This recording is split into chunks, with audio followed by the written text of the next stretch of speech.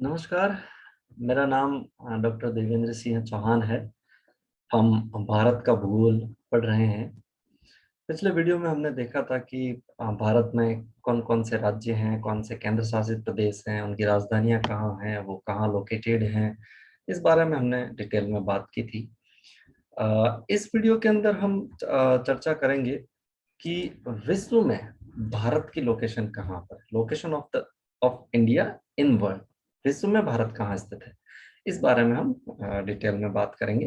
आप वीडियो को अगर ध्यान से देखेंगे तो लास्ट में आपके लिए कुछ प्रश्न भी हैं। उम्मीद करता हूँ आप उनके आंसर भी देंगे। ये भारत का आउटलाइन मैप है, और जब कभी हम किसी भी क्षेत्र का भूगोल पढ़ते हैं तो सबसे पहले उसकी भौगोलिक स्थिति के नाम पर अक्षांश और देशांतरों की बात की जाती है। जैसे मैं उदाहरण से आपको समझा देता हूँ। आपने जब भी भारत का भूगोल पढ़ना शुरू किया होगा तो ये एक जरूर आया होगा कि भारत 8 डिग्री 4 मिनट उत्तरी अक्षांश से 37 डिग्री 6 मिनट उत्तरी अक्षांश के बीच स्थित है। लेटीट्यूड का मतलब अक्षांश होता है। इसी तरह से भारत 68 डिग्री 7 मिनट पूर्वी देशांतर से 97 डिग्री 25 मिनट पूर्वी देशांतर के बीच स्थित है। लॉन्गिट्यूड का मतलब देशांतर होता है, जो खड़ी लाइनें होती है ग्लोब पर। अब ये मैथमेटिक्स के जो डिग्रियां हैं, ये अपने आप में क्या शब्द है, क्या कहती हैं, ये इसको थोड़ा समझने की कोशिश करते हैं। अब देखिए, सबसे पहले हम इस अक्षांश की बात करेंगे। ये जो 2 डिग्री है, ये कैसी है। तो आप देखिए, भारत में यहाँ पे कन्याकुमारी के पास जो अक्षांश सबसे दक्षिण सिरे से होकर भारत गुजरता है वो 8 डिग्री 4 मिनट है उत्तरी अक्षांश। और ये कन्याकुमारी से होकर गुजरता है, इसको केप कॉमोरिन भी कहा जाता है। और ये भारत का सबसे दक्षिणी सिरा है। इसी तरह से आप नॉर्थ में देखेंगे तो 37 डिग्री 6 मिनट यहाँ से होकर गुजरता है, जो लद्दाख यूनियन टेरिटरी है हमारी, उस पे। और ये जो जगह है सबसे अंतिम में, इसको हम कहते हैं इंदिरा कॉल। ठीक है, तो 37 डिग्री यहाँ से गुजरता है। इसी तरह से अगर हम देशांतरों की बात करेंगे तो देशांतर 68 डिग्री 7 मिनट जो है वो यहाँ से गुजरता है। ये भारत का सबसे दक्षिणी सबसे पश्चिमी भाग है। और इसको हम कहते हैं, वैसे तो कच्छ रीजन कहलाता है पूरा, लेकिन इसको हम पर्टिकुलर इस बिंदु को कहते हैं गुहार मोता, या कहीं कहीं गुहार मोती भी लिखा हुआ है। ये सर क्रिक के पास में है। क्रिक का मतलब होता है समुद्र का पतला हिस्सा पानी वाला, जो बिल्कुल जमीन की तरफ निकला रहता है, उसको क्रिक कहते हैं। वही क्रिक है जहां भारत और पाकिस्तान अलग होते हैं एक दूसरे से, यहाँ पे। तो वहां एक छोटा सा गांव है गुहार मोता।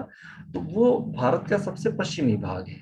और उस पश्चिमी भाग का जो देशांतर है वो है 68 डिग्री 7 मिनट ईस्ट, पूर्वी देशांतर, इस तरह से। इसी तरह से आप यहाँ देखेंगे तो अरुणाचल प्रदेश में भारत का जो सबसे पूर्वी हिस्सा है वो किबिथु है। ये अंजवा डिस्ट्रिक्ट का एक भाग है, एक छोटा सा हिस्सा है, जो कि 97 डिग्री 25 मिनट ईस्ट में स्थित है। और वो लाइन यहाँ से इस तरह से गुजरती है। तो इस तरह से भारत में 2 अक्षांश रेखाएं और 2 देशांतर रेखाएं, ये विश्व में उसके लोकेशन को शो करती है। कैसे, इसकी बात हम थोड़ी देर में करेंगे। लेकिन अभी आप यहाँ इस स्लाइड में कुछ और चीजें समझ लीजिए।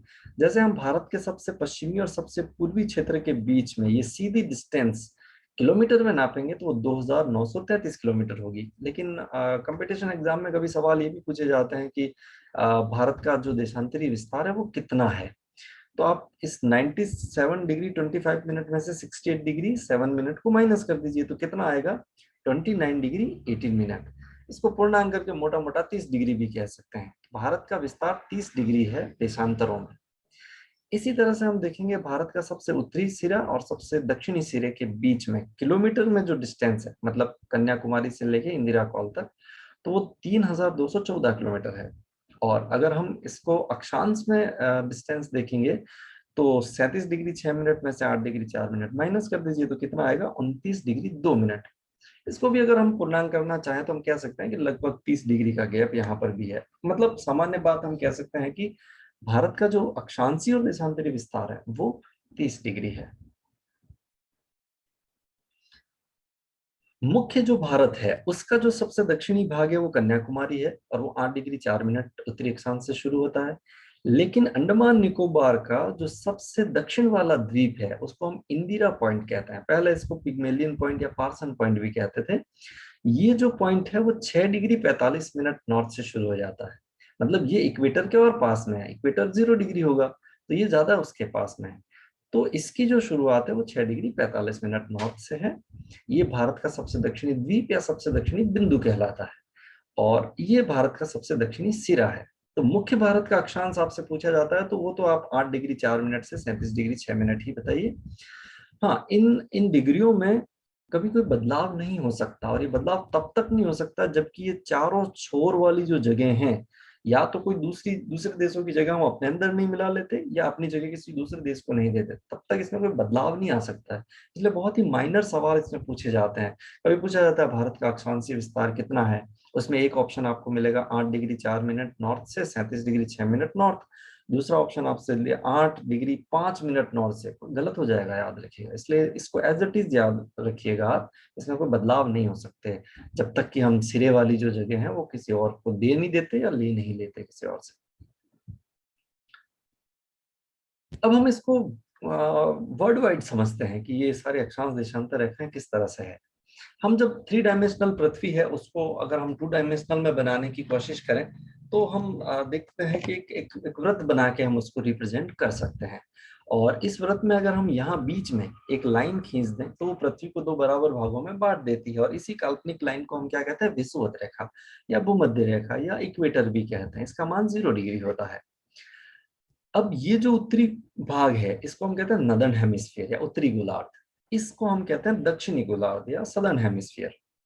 इसी तरह से एक और लाइन हम खींच के पृथ्वी को 2 भागों में बांट सकते हैं, वो उत्तर दक्षिण होगी। इस लाइन को हम कहते हैं ग्रीनविच रेखा।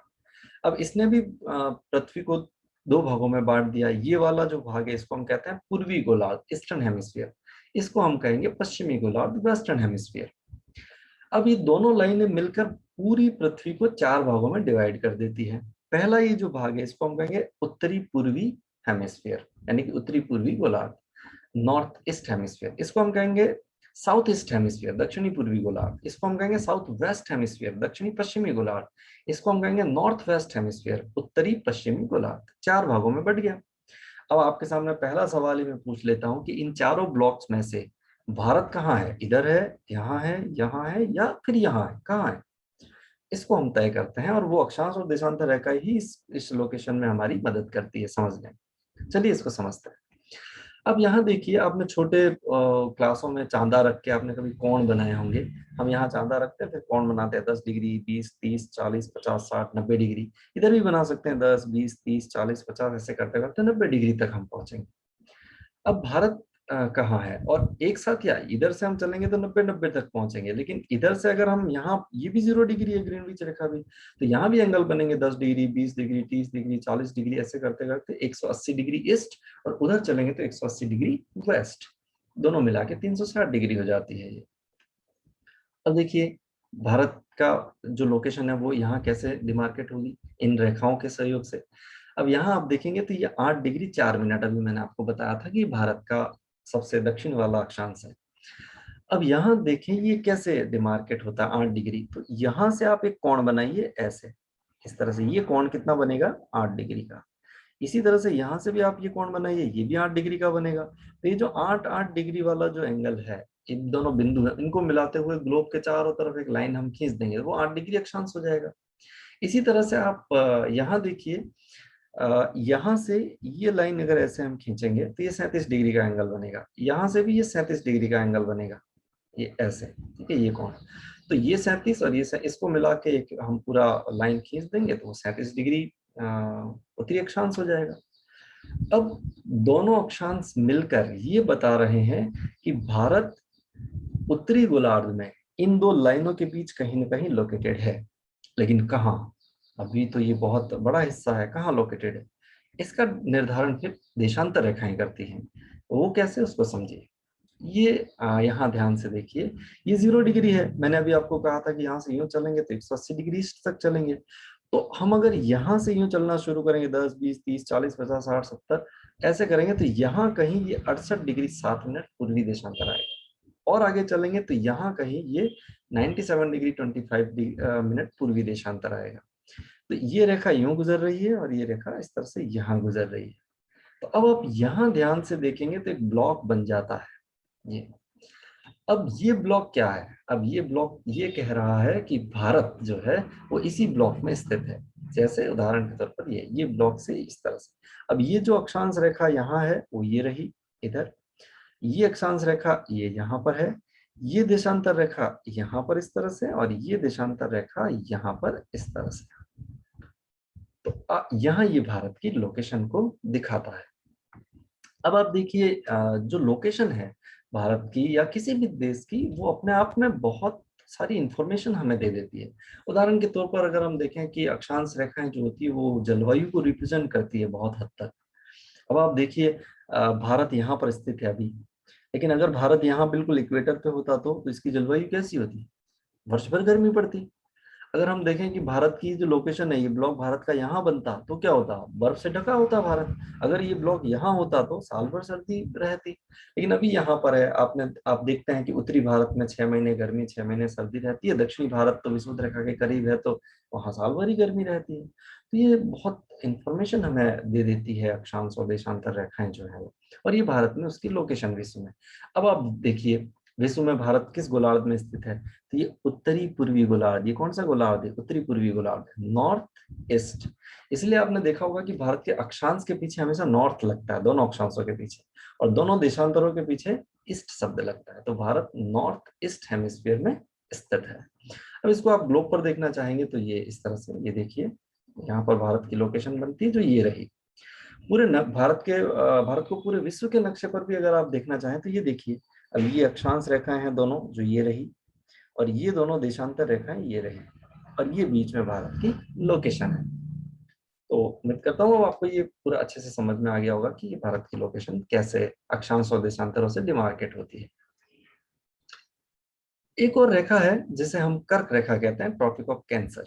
इस रेखा को हम मूलतः कहते हैं 23.5 डिग्री उत्तरी अक्षांश, ठीक है, उसको हम कर्क रेखा कहते हैं। अब ये एक सवाल ये भी कि 23.5 डिग्री ही क्यों है? तो उसका आंसर ये है कि सूर्य की किरणें सीधी 23.5 डिग्री तक ही पड़ती हैं, उसके बाद कभी भी सूर्य की किरणें सीधी नहीं पड़ सकती दुनिया के किसी भी हिस्से में। इधर पड़ सकती हैं लेकिन यहाँ से इधर कभी भी सूर्य की किरणें सीधी नहीं पड़ती, मतलब सूर्य के उत्तरायण होने की ये अंतिम सीमा है जिसको हम कर्क रेखा कहते हैं। तो कर्क रेखा पर सूर्य सीधा चमक सकता है, यानी कि 90 डिग्री के एंगल वहां बन सकता है। अब अगर हम कहें कि भारत में सबसे तिरछी किरणें कहाँ पड़ेगी, तो जम्मू कश्मीर राज्य में पड़ेगी, या जो लद्दाख यूनियन टेरिटरी उसमें पड़ेगी, क्योंकि ये सबसे नॉर्थ में है। फिर धीरे धीरे धीरे यहाँ सीधी पड़ सकती है, और इन सारे राज्यों में तो सीधी पड़ ही सकती है, और इसीलिए ये गर्म रहते हैं और ये सर्दियों में ठंडे हो जाते हैं जब सूर्य मकर रेखा पर सीधा चमकने लग जाता है। अब सवाल यहाँ पर यह है कि कर्क रेखा भारत के किन किन राज्यों से होकर गुजरती है। तो आइए मैं सबसे पहले वो दिखा देता हूँ आपको। गुजरात, राजस्थान, यहाँ मध्य प्रदेश में इसकी लंबाई सबसे ज्यादा है, छत्तीसगढ़, झारखंड, पश्चिम बंगाल। उसके बाद ये रेखा बांग्लादेश से होकर गुजरती है, और आगे फिर भारत के त्रिपुरा और मिजोरम से होकर गुजरती है। तो 2 राज्य तो ये हो गए और 6 राज्य ये हो गए। इस तरह से कुल मिला के 8 राज्यों से होकर कर्क रेखा भारत में से गुजरती है, और ये रेखा भारत को 2 भागों में डिवाइड कर देती है। इसको हम उत्तरी भारत कहते हैं, इसको हम दक्षिणी भारत कहते हैं। अब यहाँ कई तरह के सवाल पूछे गए हैं कि कर्क रेखा भारत के कितने राज्यों से होकर गुजरती है, कौन कौन से राज्यों से होकर गुजरती है, किस राज्य से कर्क रेखा नहीं गुजरती है, किस राज्य से कर्क रेखा गुजरती है। एक बार ये सवाल भी पूछा गया है कि भारत से कर्क रेखा जिन जिन राज्यों से होकर गुजरती है उनको पश्चिम से पूर्व सही दिशा में रखिए, क्रम में रखिए। तो सबसे पहले गुजरात आएगा, फिर राजस्थान, मध्य प्रदेश, छत्तीसगढ़, झारखंड, वेस्ट बंगाल, त्रिपुरा और मिजोरम। इस तरह से अगर आपसे पूछा जाए कि पूर्व से पश्चिम चलिए, तो आप मिजोरम से शुरू करके गुजरात की तरफ चलेंगे। उसमें एक आध प्रश्न मैंने ये भी देखा है कि कर्क रेखा भारत के किन राज्यों से होकर गुजरती है, और एक ऑप्शन में 8 राज्यों के नाम लिखे हुए, सेकंड ऑप्शन में भी 8 राज्य है लेकिन राज्य बदल दिए गए एक दो एक दो। तो इस तरह के प्रश्न भी इसमें पूछे गए हैं। तो बहुत ही इंपॉर्टेंट इंफॉर्मेशन है, आप इसको ध्यान में रखिएगा।